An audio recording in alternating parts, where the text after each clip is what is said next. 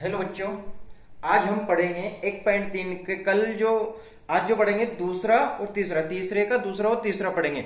जो पहले जो बता दिया 1.3 का पहला सवाल आपको बता दिया, दूसरा बता दिया और तीसरे का कल पहला भी आपको बता दिया था।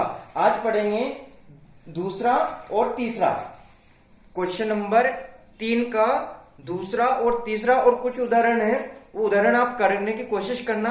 एक तो बिल्कुल जो उदाहरण है आपका बता रहा हूं ये आते मोस्ट, बिल्कुल मोस्ट है। जैसे उदाहरण नंबर 9 है आपका √3, ये √5 जैसा है, बिल्कुल सेम टू सेम, कुछ भी चेंजेस, सिर्फ संख्या चेंज करनी है।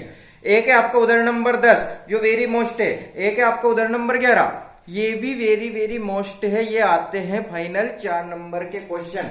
अब मैं बता रहा हूं आपको दूसरा और तीसरा, दूसरा और तीसरा क्वेश्चन बता रहा हूं। तो दूसरे से क्वेश्चन नंबर 3 का दूसरा क्वेश्चन जो है आपका ये है कि क्या 7 √5 एक अपरिमेय संख्या है। ये है आपकी क्या 7 √5 यानी कि 7 √5, 7 √5 अपरिमेय संख्या है,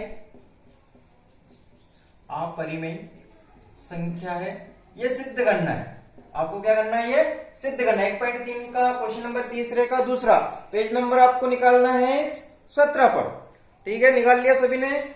अब आगे बढ़ेंगे कि क्या है 7 √5 जो है आपका, ये क्या है आपका, क्या है ये अपरिमेय संख्या है। सिद्ध करनी है कैसे, कैसे होती है। तो वो का वही प्रोसेस चलाएंगे जो कल चलेगी। माना क्या मानेंगे, यहां पर वही प्रोसेस चलेगी। माना 7 √5 एक परिमेय संख्या माननी पड़ेगी। क्या माननी पड़ेगी? परिमेय संख्या है। ठीक है, समझ में आ गया यहां तक। माना 7 √5 एक परिमेय संख्या है। माना 7 √5 एक परिमेय संख्या है, जहां P और Q क्या है, सहअभाज्य पूर्णांक। यहां पर लिखेंगे, ये लिख दिया यहां पर। अब यहां पर चाहो तो आप, यहां नहीं लिखने का, तो यहां पर आप चाहो तो आप क्या करना है, परिमेय संख्या का क्या होता है परिभाषा P/Q के रूप में। तो परिमेय संख्या क्या मान ली यहां पर 7 √5, और क्या होती है परिमेय संख्या की परिभाषा P/Q के रूप में जिसे लिखा जाता है, P/Q के रूप में जिसे लिखा जाता है वो क्या होती है, परिमेय संख्या होती है। तो यहां पर क्या परिमेय संख्या माना 7 √5, तो परिमेय संख्या की जगह पर क्या जाएगा 7 √5। किसे कहते हैं? P/Q के रूप में होती है जो। अब यहां पर क्या है, P वहां Q, P और Q क्या है, सहअभाज्य पूर्णांक, सहअभाज्य पूर्णांक है।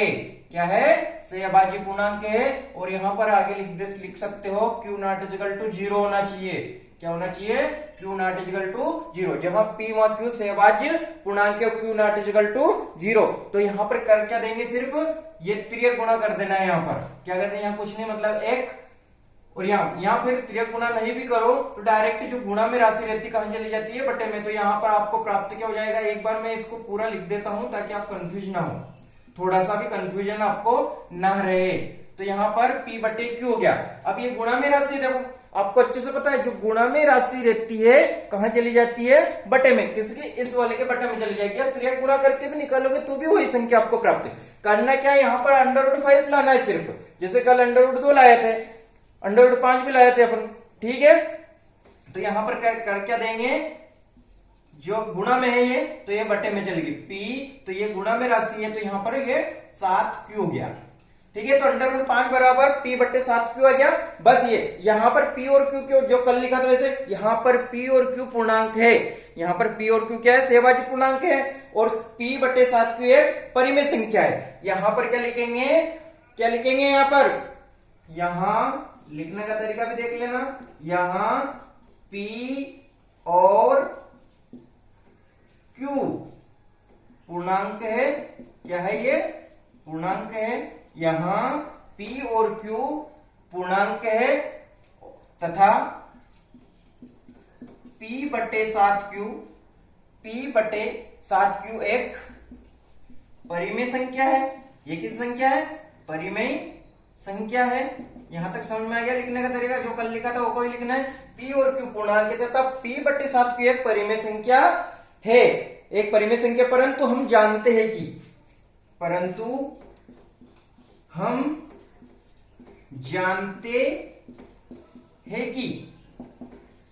क्या जानते हैं कि √5 एक क्या है, परंतु हम जानते हैं कि √5 कैसी संख्या है? अपरिमेय संख्या है।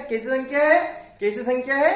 परिमेय संख्या है, सॉरी अपरिमेय संख्या। परंतु हम जानते हैं कि √5 एक अपरिमेय संख्या है। जो √5 है ये तो आपकी परिमेय संख्या होगी, ये क्या है? आपकी अपरिमेय संख्या है। क्या जाएगा? अपरिमेय संख्या है, अतः हमारी कल्पना क्या होती है? गलत सिद्ध होती है। यहां पर लिख देंगे अतः हमारी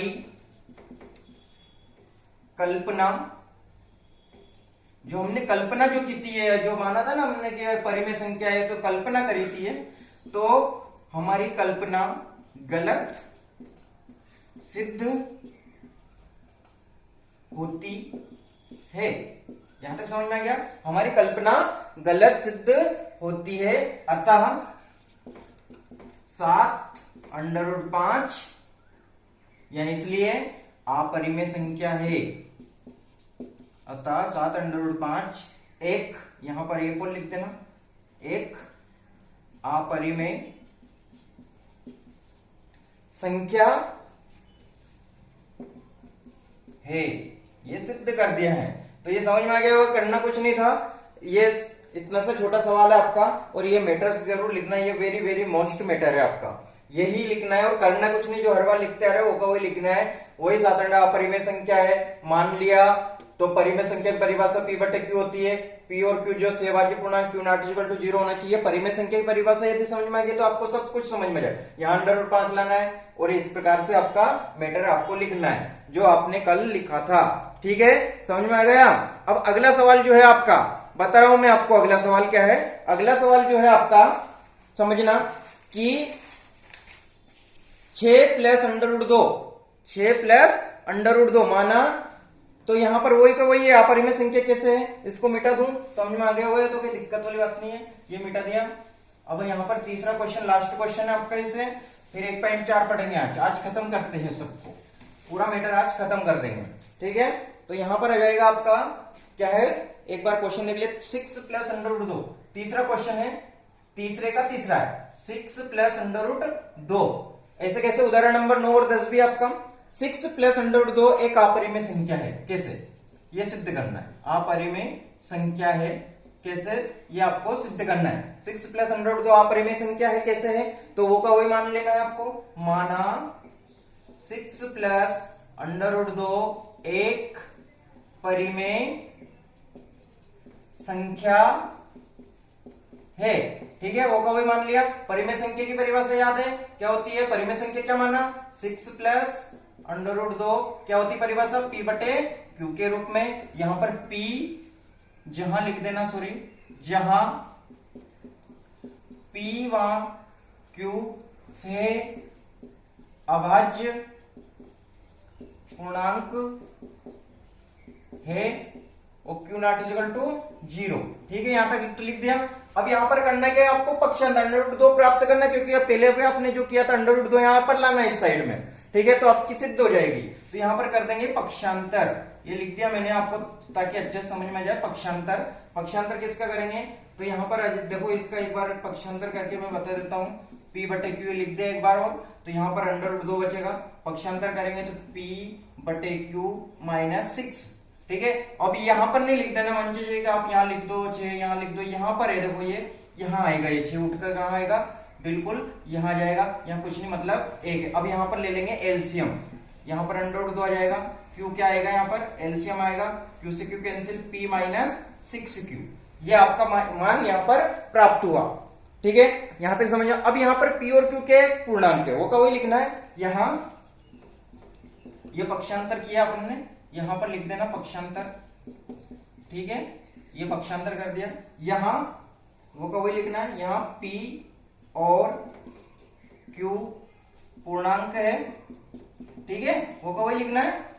P और Q जो पूर्णांक है P माइनस 6Q बटे सॉरी हाँ P माइनस 6Q बटे Q जो रहेगा आपका वो परिमेय संख्या है। तो P माइनस 6Q बटे Q एक परिमेय संख्या है। कैसी संख्या है? परिमेय संख्या है। ठीक है, यहां तक आके समझ में। परंतु हम जानते हैं कि वो का वही मैटर है यार, हर बार जो करते हैं, परंतु हम जानते हैं कि अंडर रूट 2 एक अपरिमेय संख्या है। परंतु हम जानते हैं कि अंडर रूट 2 एक अपरिमेय संख्या है। अतः क्या हो जाएगी? 6 प्लस अंडर रूट 2 एक अपरिमेय संख्या है। या पहले जो आपने लिखा था हमारी कल्पना गलत सिद्ध होती है, सब लिख सकते हो। अतः हमारी कल्पना क्या होती है? यहां पर एक ये लिख देते हो, बोले यहां पर लिख देना, इसके बीच में यहां पर लिख रहा हूं कि हमारी कल्पना, इसको ऊपर लिख देना, गलत सिद्ध होती है, गलत सिद्ध होती है। अतः 6 प्लस अंडर रूट 2 एक अपरिमेय संख्या है। ये आपका सिद्ध हो गया। तो ये आपके 1.3 के पूरे सवाल आपके सोल्व हो गए हैं, हल कर दिए हैं। आसानी से आपको अच्छे से समझ में आ जाएगा। कोशिश करना कि उदाहरण नंबर अच्छे से, आप 3 उदाहरण है, तीनों ही मोस्ट उदाहरण है, तीनों ही परीक्षा में आते हैं। उदाहरण आप कमेंट में आज मुझे बताएंगे कि सर कब आपको उदाहरण बताना है तो ही बताऊंगा, नहीं तो मैं आगे बढ़ूंगा। ठीक है, आप बताओगे कमेंट करके कि सर उदाहरण बताओ, तब जाके मैं बताऊंगा। ये सवाल एक बार रिपीट कर लेते हैं। 6 प्लस अपरिमेय संख्या सिद्ध करना है तो माना 6 प्लस अंडर रूट 2 एक परिमेय संख्या है। तो परिमेय संख्या की परिभाषा होती है, परिमेय संख्या ये मान ली, तो यहाँ पर ये आ गया। परिमेय संख्या की परिभाषा होती है P बटे Q, जहां P और Q सहभाज्य पूर्णांक Q नॉट इक्वल टू 0 होना चाहिए, परिभाषा में आपकी होती है। तो यहाँ पर क्या कर दिया, एक बार ऐसे कैसे लिख दिया यहाँ पर, और पक्षांतर कर दिया 6 को। तो क्यों किया? क्योंकि यहाँ पर अंडर रूट 2 अपने को चाहिए, क्योंकि ये सिद्ध करना। तो यहाँ पर क्या कर दिया, P बटे Q माइनस 6, तो एक यहाँ बटे में कुछ नहीं होता, मतलब एक होता है। तो Q यहाँ पर एलसीएम आ जाएगा, Q से Q कैंसिल, तो यहाँ पर बच जाएगा P माइनस यहाँ पर 6, Q का गुना 1 में करेंगे तो Q और 6 Q बटे Q। तो यहाँ P और Q पूर्णांक है, यहाँ पर P और Q क्या है, ये जो ये है P और Q जो है पूर्णांक है, और P माइनस 6Q बटे Q एक परिमेय संख्या होगी। ये आपको परिमेय संख्या दिख ही रही होगा, कोई अंडर रूट में तो है नहीं, तो अपरिमेय होगी। परंतु हम जानते हैं कि अंडर रूट 2 जो है एक अपरिमेय संख्या है, इसलिए हमारी क्या होती है, इसलिए ठीक है, इसलिए हमारी कल्पना गलत सिद्ध होती है। अतः 6 प्लस अंडर रूट 2 एक अपरिमेय संख्या है। समझ में आ गया? अच्छे से समझ में आ गया होगा। पूरे 1.3 के पूरे सवाल मैंने बता दिया। उदाहरण 3 उदाहरण है सिर्फ। ठीक है, मैं बता देता हूं कौन कौन से उदाहरण है, एक बार रिपीट कर देता हूं। एक तो उदाहरण नंबर 9 यहां लिख देता हूं मैं, आपको करना है आज कमेंट में जरूर बताना है। उदाहरण नंबर 9, उदाहरण नंबर 10, उदाहरण नंबर 11, उदाहरण नंबर 9, उदाहरण नंबर 10, उदाहरण नंबर 11। ये वेरी मोस्ट है और सेम का सेम टू सेम है। 3 देखो मैं एक बता दूं आपको कि अंडर रूट 3, जैसे अंडर रूट 5 अपने हल किया था, सिर्फ वहां पर अंडर रूट 3 करते जाना, 1-2 बार करके देखना, इसको अच्छे से समझ में जाएगा। फिर अगला सवाल है आपका कि 5 माइनस अंडर रूट 3, तो यहाँ पर अंडर रूट 3 ले आएंगे, 5 को उठा के उधर ले जाएंगे, पर माइनस का अंडर रूट 3 नहीं लाना है। जैसे कि यहाँ पर 5 माइनस अंडर रूट 3 है, तो आपको ऐसा करना है कि पहले ये वाली राशि है इसको उठा के उधर लेना, और इधर वाली राशि को उठाकर इधर लेना, ताकि ये माइनस में ना रहे। ठीक है, तो ये 5 माइनस अंडर रूट 3 एक अपरिमेय संख्या, और 3 प्लस under root 2 very most question है। 4 नंबर का एक क्वेश्चन आता है। आप आज ही जैसे वीडियो डलता है आप मुझे जरूर बताएं कि सर ये सवाल आपको बता रहे, नहीं तो मैं इस सवालों को नहीं बताऊंगा। उदाहरण नंबर 9, 10 और 11 आपको करना है। यदि नहीं आते हैं तो कमेंट में जरूर बताएं।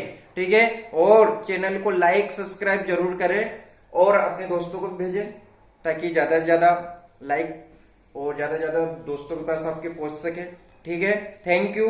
अब पढ़ेंगे हम 1.4। अगले वीडियो में आपको बताऊंगा 1.4 के सवाल कैसे करना है, कैसे नहीं करना है। ठीक है, थैंक यू।